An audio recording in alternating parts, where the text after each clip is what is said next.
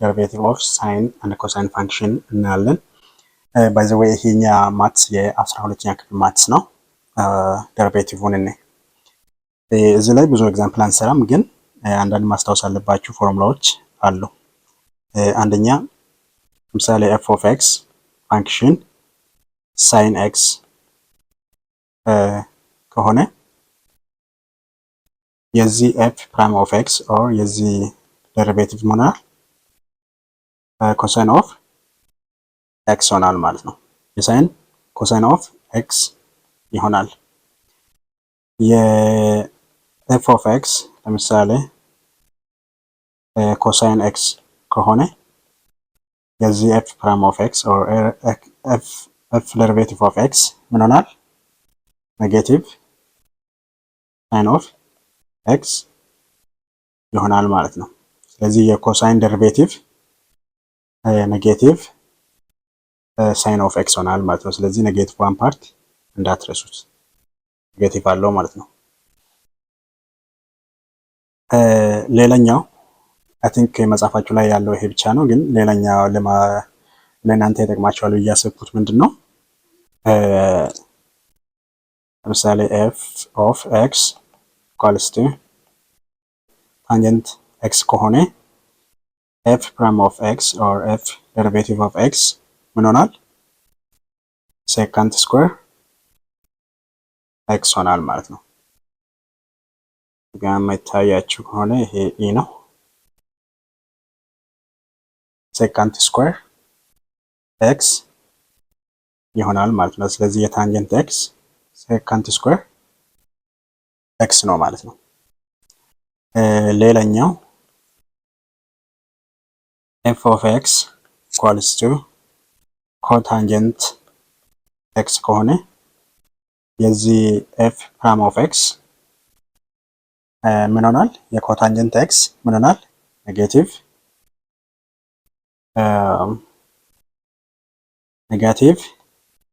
cosecant square x ሆናል ማለት ነው። cosecant square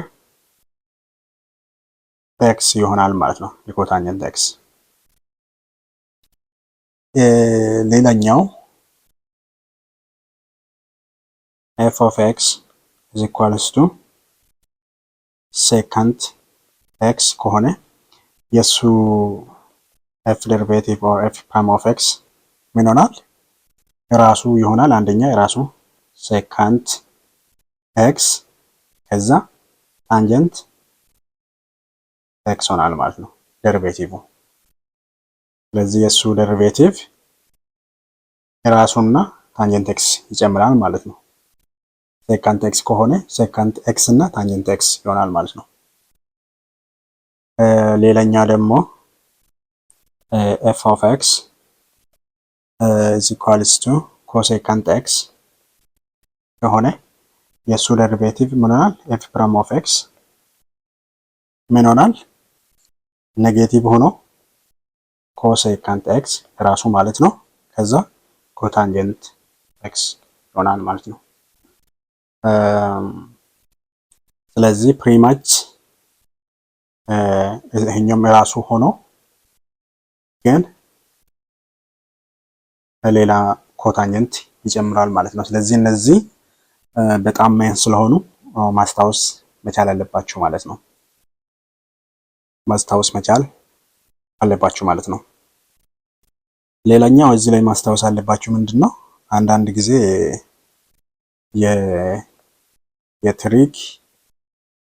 የትሪጎቹን ማስታወስ መቻል አለባችሁ። ለምሳሌ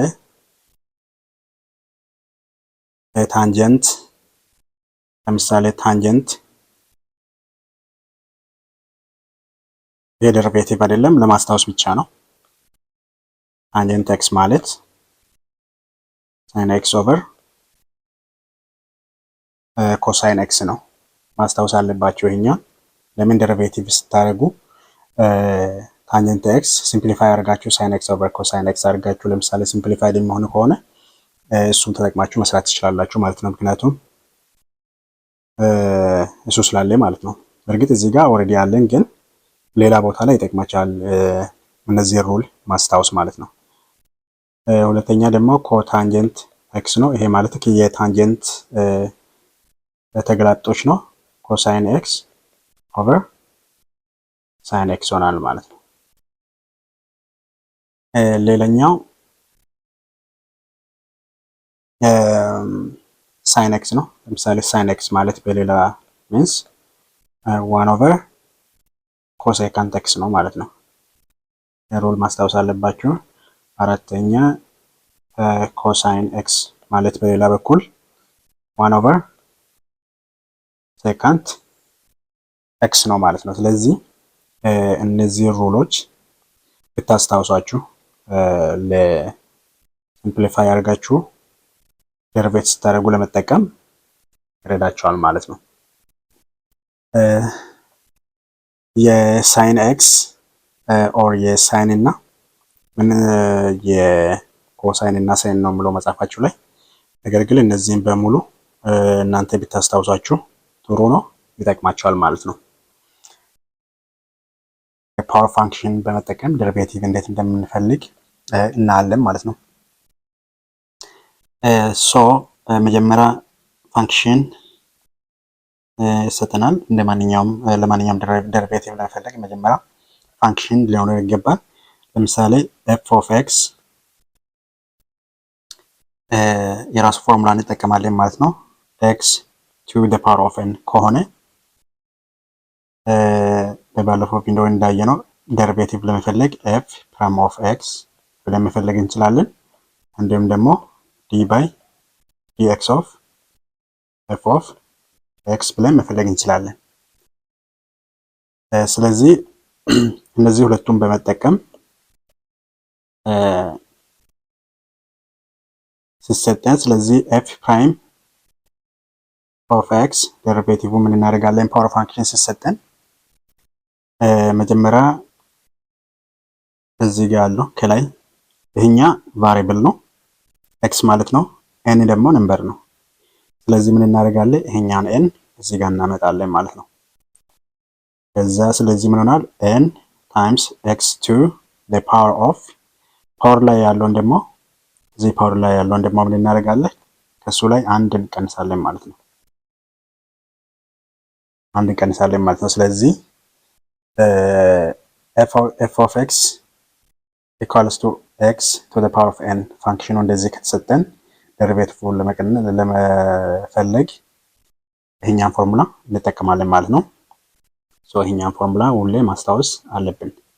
በፓወር ፋንክሽን ተጠቅማችሁ ስሩ ከተባላችሁ ማለት ነው። ለምሳሌ ቀላል ኤግዛምፕል ማየት እንችላለን። ፋንክሽን ኤፍ ኦፍ ኤክስ ኢኳልስ ቱ ኤክስ ቱ ዘ ፓወር ኦፍ 5 ለምሳሌ ቢሰጠን የዚህ ደሪቬቲቭ ምን ሆናል?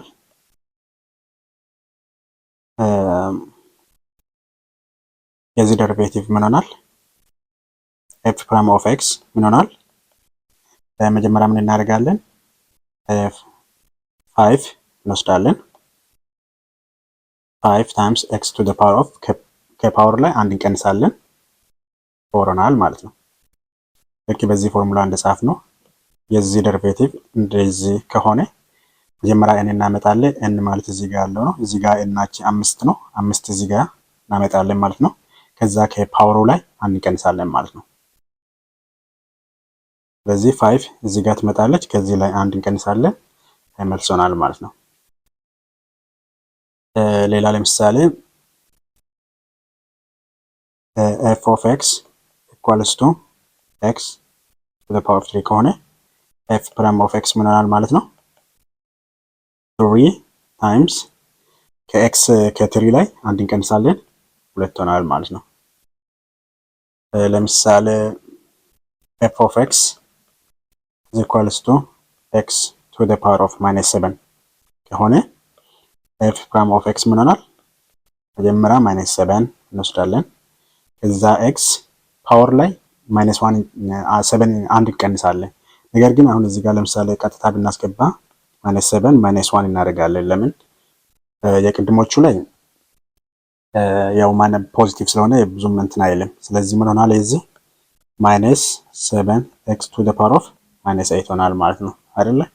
ለምን እዚህ ጋር ማይነስ መጀመሪያ ስለነበረ አንድ ስንቀንስ ማይነስ እና ማይነስ ሆኖ ግን አንድ ላይ ይደመራሉ።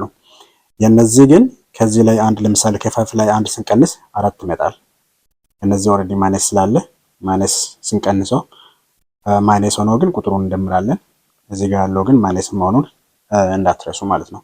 f of x equals to x to the power of positive 11 bonus።